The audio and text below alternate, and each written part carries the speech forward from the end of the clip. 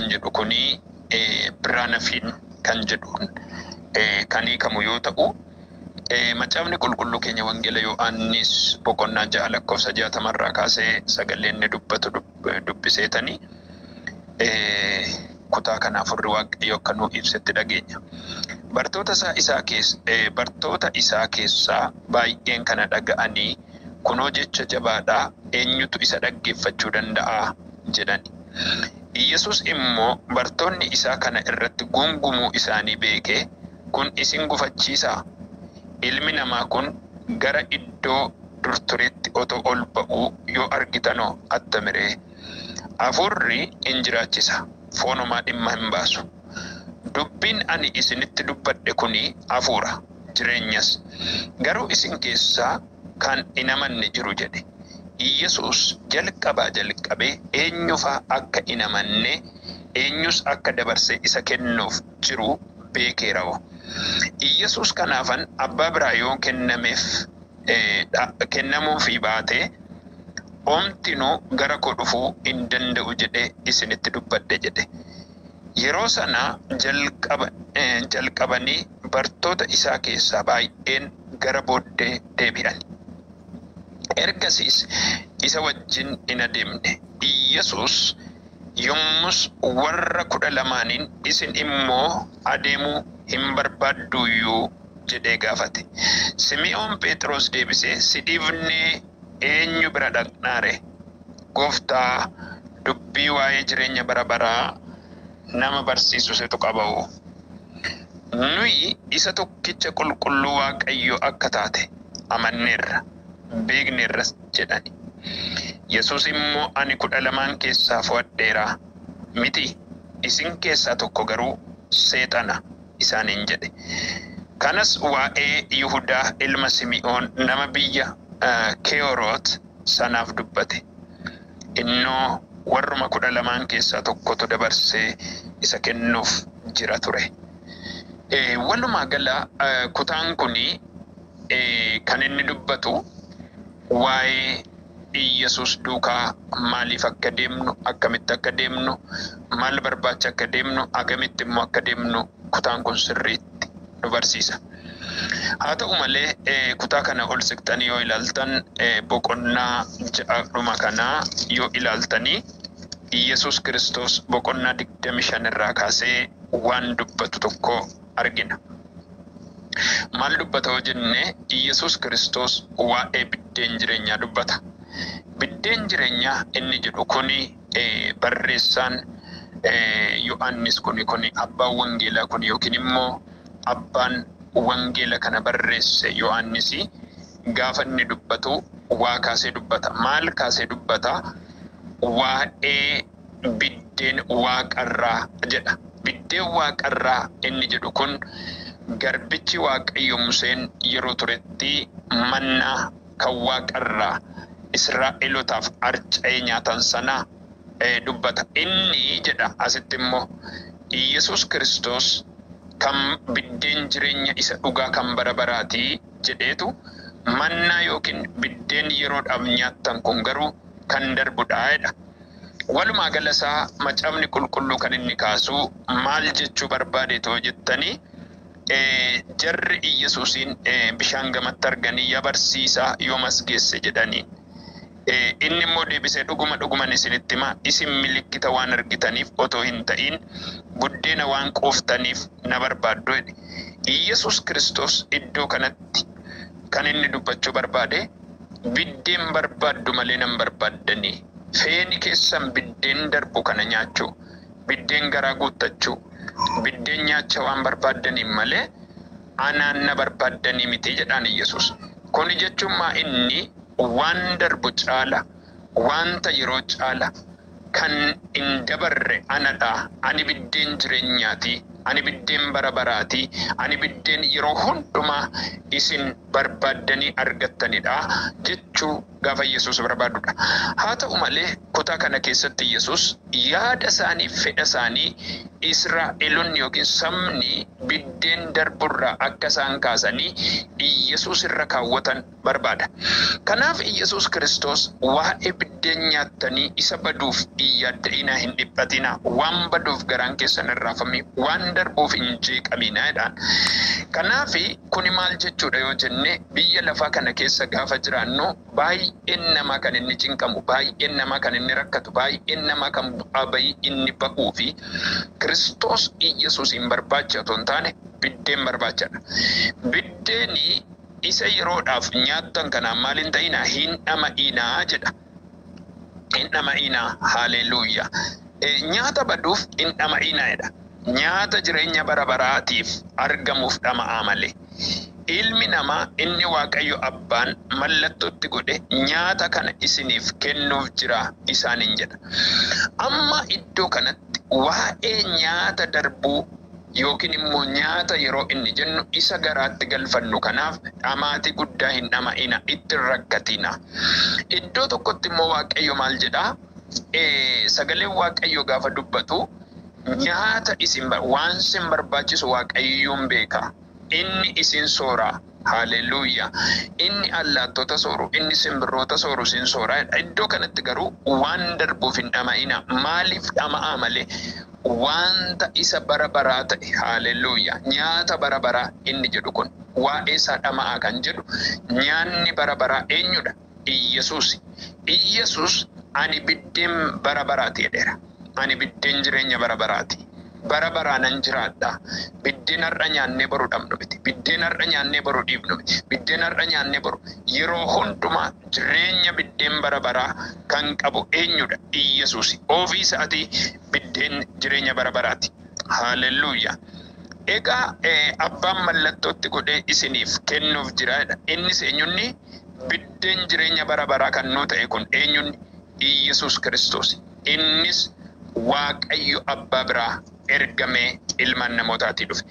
Haa ta'u egaa walumaa gala isaa kan isinii kaasu namoonni baay'een Gooftaa Yesuus duukaa otoo bu'anii kutaa ammaa keessatti Yesuus waa'ee biddeenii dhiisaa gaafa inni jedhu baay'een isaanii mogoleellaafi. Baay'een isaanii abdii kutatan, baay'een isaanii hin gaddani, baay'een isaanii hin yellaan. Haa ta'u malee maal jedhanii bartoota isaa keessaa baay'een isaanii kana dhaga'aniitu kun jecha jabaadhaa eenyutu isa dhaggeeffachuu danda'a jedhani. Maal goone isa dhaggeeffanna? Waa'ee biddeen nyaatamuu dhiisaa nuun jedhe. Waa'ee biddeen darbuu nuun jedhe.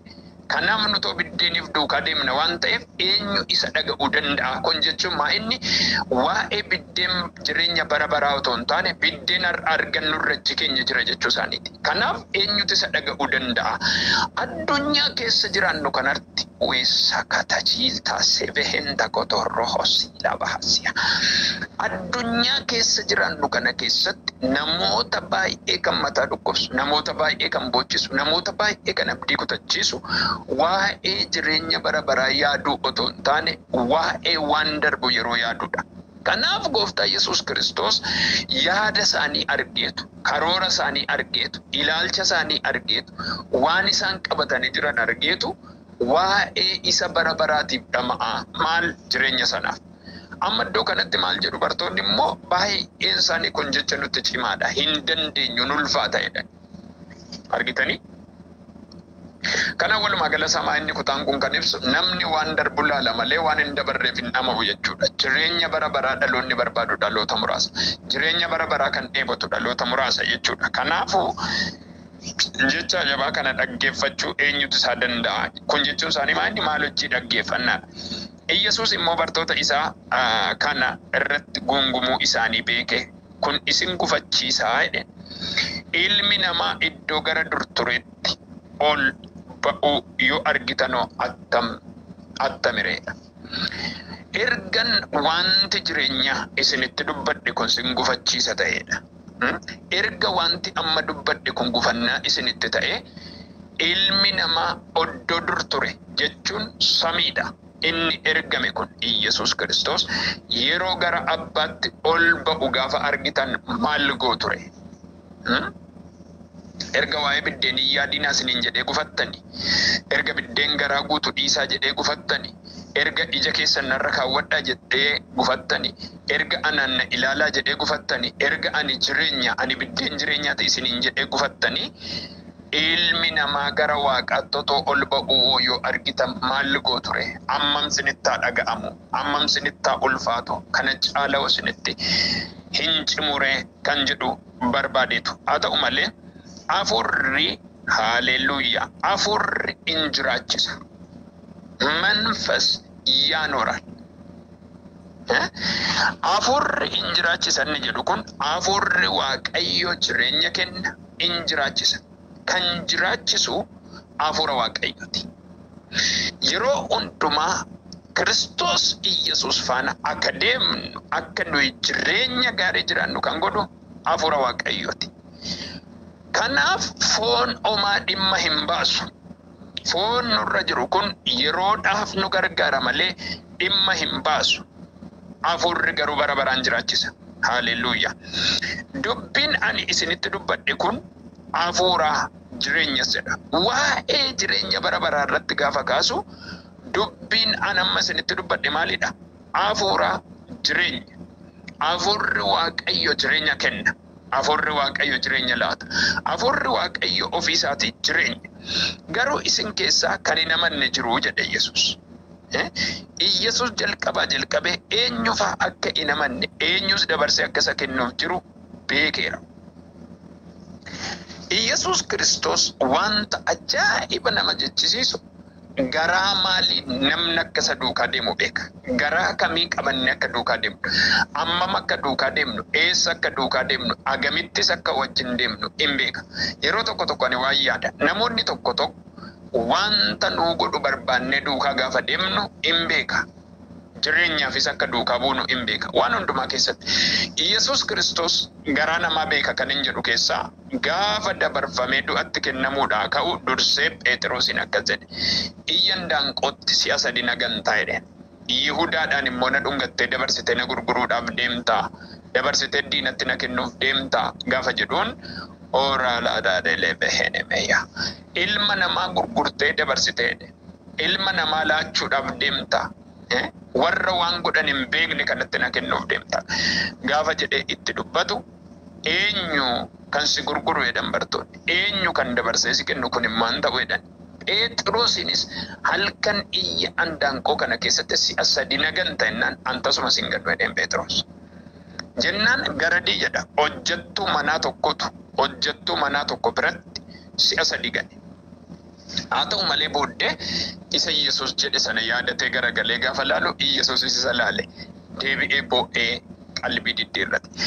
Kanaafuu Yesuus Kiristoos ammam akka nuyi geenyu maaliif akka isa duukaa deemnu ammam immoo amannee akka jirru Yesuus Kiristoos hin beeka. Eenyu dabarsee isa kennuuf akka jiru eenyutu akka isa jaallachaa jiru Yesuus hin beeka. Yesuus kanaafan abbaa biraa yoo isinii kennamuudhaa baate homtu nu gara koo dhufu hin danda'u jedhee isinitti dubbadhee jedhe.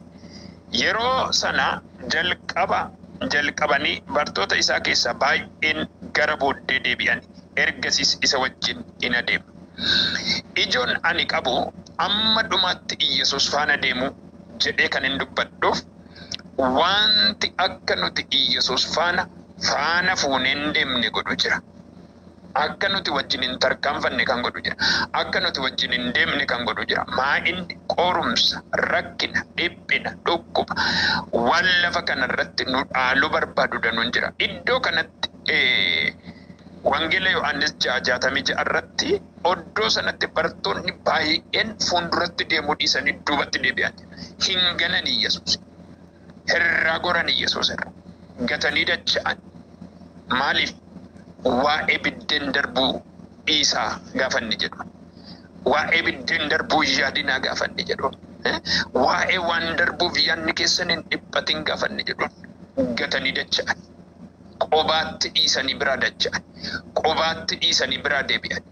Haa ta'u malee namoonni baay'een gatanii Yesuus biraa deebi'an. Maaliif? Balleessaa qabaate miti dubbii dhugaatti. Balleessaa qabaate miti waan dhugaa jirutti. Arras firoottan koo waldaa baay'ee keessatti saba hedduu keessatti waa'een Kiristoos Iyyasuus gaafa lallabamu dhaloonni baay'een waan lafarraa ijji isaanii kan irra jiru waan lafarraa kan barbaadan as kan gadhiisanii deeman baay'eedha. Iddoo dhugaan kun jiru kan baqatan baay'eedha. Iddoo dhugaan kun jiru kan harcaan baay'eedha. Garuu ijoon nuyi biyya lafaa kanarra jiraannuuf Kiristoos Iyyasuusin mul'isuudhaaf. Kiristoos Iyyasuusin dhaloonni akka argan gochuuf, gara isaa akka ilaalan gochuuf, namoota gara Kiristoos Iyyasuus beekuutti fiduuf, gara jireenya kanaatti fiduuf, gara ifa kanaatti fiduuf, gara ulfina kanaatti fiduuf, gara eebba kanaatti fiduuf. Kanaan waa tokkoon isinitti himaa bartoonni baay'een isaanii gara booddeetti deebi'an jedha. Wanti bara jiraannu keessatti akka nuyi duubatti jennu nu godhu danuun jira. Akka nuyi abdii kutannu kan godhu danuun jira. Maaliif biyya lafaa keessa waan jiraannuuf wantoonni nu gufachiisan danuun jiru.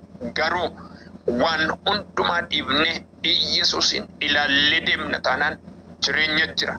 Ifa jira, milkaa'insa jira, eebba jira, galma ga'iinsa jira. Haleluuyaa! Waan caalutti darbutu jira. Kanaaf ijji keenya gaafa Iyyasuus irra bu'u, ijji keenya gara Iyyasuus gaafa ilaalu, faana isaa dhoofnee gaafa deemnu waan haaraa argaa deemna. Ifa argina, nagaa argina. Oraalaa seekete jeltaa siila baasiyaa. Rebelelelele behenemeyaa. Ammayyuu waa tokkoon isiniin jedha. Ilaalchi keessan Kiristoos Iyyasuusin haa ta'u. Ilaalchi keenya Yesuus Kiristoosiin haa ta'u. Kanaaf namoonni baay'een maalan jedhe gara booddeetti deebi'an. Ergasiis isa wajjin hin adeemne. Gara galaniillee ni ilaalle waan sin dhibu keessa. Gatanii dachaa. Yaa fira ko barri nuti keessa jiraannus barri nuti itti deemnus fokkoodha. Baay'ee fokkisaadha. Baay'ee kan namatti hin tolle. Baay'ee kan namaaf hin mijanne. Har'as dhaloonni baay'een Kiristoosiin gatee deemaa jira. Har'as dhaloonni baay'een Iyyasuusin dhiisee deemaa jira. Garamitti? Gara biyya lafaatti. Garamitti? Gara seexanaatti. Garamitti? Gara waan addunyaan kun affeertetti. Affeerri addunyaa kana furate kan deemaa jiru har'as danuudha. Kanaaf macaafni qulqulluu maaliif bara dhumaa kanaaf sagalee akkasii nu barsiisa laata? Haleluuyaa! Iyyasuus yommus warra 12 isinis immoo adeemuu barbaadduyyuu jedhee gaafate. Sinis jedhe warri dinqii argitan kun, warri na faana jira jettan kun, warri si bira jira naan jettan kun, warri si faana deemna naan jettan kun, warri hojii Waaqayyo isa dinqisiisaa argitanii namoonni baay'een nagatanii deebi'an miti baga deeman. Isinoo deemuu barbaaddu reedeen Iyyasuus. Amma warra itti dhiyaataniin deemuu barbaaddu isinis qajeeluu barbaaddu jedheen. Haleluuyaa! Deemuu barbaaddu jedheen. Simoon Phexros deebisee isin si dhiifne eenyu bira dhaqnare? Gooftaa waa'ee jireenya bara baraa nama barsiisu situ qaboo. Si dhiifne eessa deemne jedheen Phexros. Ilaala nama gooftaa isaa jaallatu. Eessa deemna? Hallaa ulfaatu eessa deemna? Halli nuttaa cimu eessa deemna? Adukkanaa'u eessa deemna? Adukkubsannu eessa deemna? Harakkannu eessa deemna? Dhiphinnaa jiraatu eessa deemna? Ari'atamnaa jiraatu eessa deemna? Milkaa'insa dhabunaa jiraatu eessa deemna? Si dhiifne waan lafa kanarraa nutti ulfaatus eessa deemna? Garami garri nuyi deemnu kallattii kamirra deemuu dandeenya? Si dhiifne garam deemuu dandeenya? Ati yoo dubbii jireenya kennu nama barsiista. Haleluuyaa! Barsiisa dubbii jireenyaa si keessa jira. Jireenyadhaati si ganne eessa deemna? Iddoo tokkotti immoo akkas jedha Phexros, ati biddeen jireenyaati si ganne eessa deemna? Haleluuyaa! Eessa deemna Phexros? Jireenya bara baraa nama barsiisuu situu qaboo eessa deemna? Si duukaa buuna malee amma dhumaatti. Si waliin deemna malee amma dhumaatti. Gatii kaffalchiisuu jiraate si faana kaffalla malee amma dhumaatti. Eessa deemna si ganne? Hin deemnu jechuu isaati. Sirraan deebinu jechuu isaati. Biyyoo si ganne eenyu sirraa oo deebi'e? Gara akkasii leencii udaan nuufaa kennu. Laphi akkasitti isa duukaa bu'u Yesuus Kiristoos nuuf haa laatu jedha. Haleluuyaa! Nuyi isa tokkicha qulqulluu Waaqayyoo akka ati taate amanneerra, beekneerra jedhe. Sitti amanneerra, sitti of kennineerra. Amantiin keenya ilma Waaqayyo tokkicha Waaqayyo abbaa biraa dhufte akka taane beekneerra. Yesuus immoo ani 12 keessaa fo'adheera miti, isin keessaa tokko garuu seexana isaaniin jedhe. Kana waa'ee Yihudaatiif dubbate. Isin keessaa seexanni tokko jira jedhe ammas. Isin keessaa kan dhokatee deemu tokko jira. Isin keessaa kan dhokatee waa gochuu barbaadu tokko jira. Innis haaleluyyaa isin keessaa seexana tokko jira jedhe. Waa'ee Yihudaa dubbachuu barbaadeetu. Kanaaf kaayyoon guddaan nuti qabnumaa inni aga dhumaatti Iyesuus faana duukaa bu'uudha. Biraa nafunnu aga dhumaatti, aga jireenya bara baraatti, aga mootummaa Waaqayyootti, aga isa nuu qophaa'e sanitti Yesuus duukaa deemuudha. Gooftaan nu gargaaru. Kanaaf firoottan koo isa dhumaannaa walitti qabu barri nu keessa jiru wanti baay'een baratti dhaloota miila qabee dhaabu. Baratti dhaloota joonjessu, baratti dhaloota kuffisu, baratti dhaloota karaatti hambisu akka ta'e bara. Kanaafuu cimnee akka deemnu barbaada Waaqayyo. Waldaanana Waaqayyo yeroo darbees waa dubbateera, ammas waa dubbachaara. Wanti Kiristoos irraa nu deebisuudhaaf jiru maaltu jira laata? Qormanni addunyaa kanarratti qophaa'e maali laata? Qormanni mana jirrutti, biyya jirrutti qophaa'e maali laata? Kiristoosiin nu gansisiisuudhaaf kan qophaa'e maali laata? Maaltu dhufuudhaaf jira laata? Ani hin beeku. Guyyaan ciniinsuun jira dura keenya. Guyyaan dhiphinaa jira dura keenya. Guyyaan rakkinni ciccimaan dhufu jira dura keenya. Akka gadhiisii ta'e miti. Dhugaadha. Guyyaan ciniinsuun dura keenya jira. Dhugaadha. Guyyaan dukkanaa, guyyaan sodaachisaa dura keenya jira. Wanti Kiristoosiin nu gansisiisuudhaaf dhufe jira. Balbalarra ga'eera. Garuu waa tokko Kiristoosiin si gannee eessa deemna jennee aarsaa akka taanu, lubbuu keenya laannee jireenya bara baraa akka dhaallu Gooftaan maccaa nu gargaaru. Dubbii dhageenyeen Waaqayyo nuuf haa eebbisu. Galanni siif haa ta'u. Ulfinni guddaan siif haa ta'u. Maqaan kee bara baraan haa ulfaatu. Teessoon kee galataan haa guutu. Egaa cimnee amma dhumaatti akka dhaabbannuuf hafuurri jireenya kennu sun keessa keenya haa buufatu. Hafuurri qulqulluu jireenya keenya haa dhaalu. Keessi keenya hafuura keetiin kan mo'ame haa ta'u. Bara jiraannutti nu gargaarii nu wajjin ta'ii. Si haa galatu ulfaadhu. Dubbii dubbatte kanaan haaleluu.